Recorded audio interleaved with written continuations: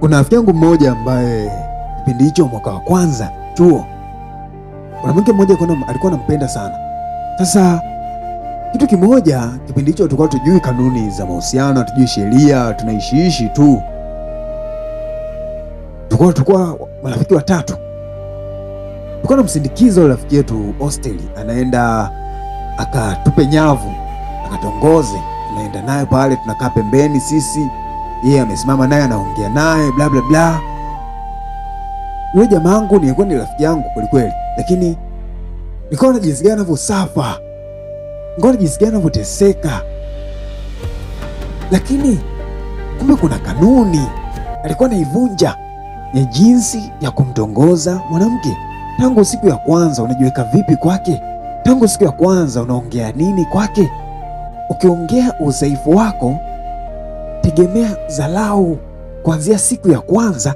Hata kama atakukubali, tegemea dharau zitaendelea, ni zao hilo.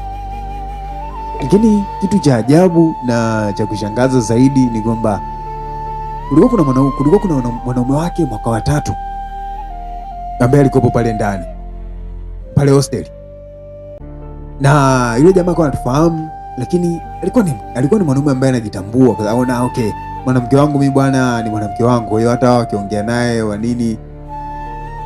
Lakini picha ambayo ipo pale ni kwamba juhudi nyingi ambazo jamaa alikuwa anaziweka kwa yule mwanamke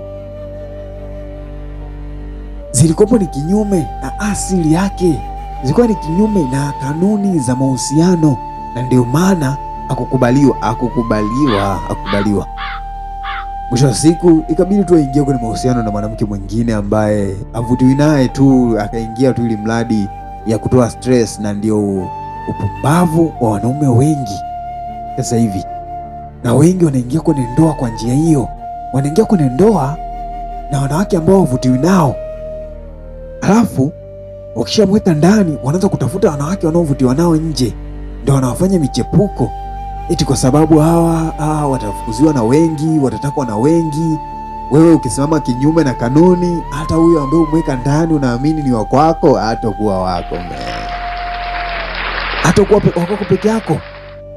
Ukienda kinyume, jalishi yupo vipi, ana muonekano gani, atachukuliwa tu.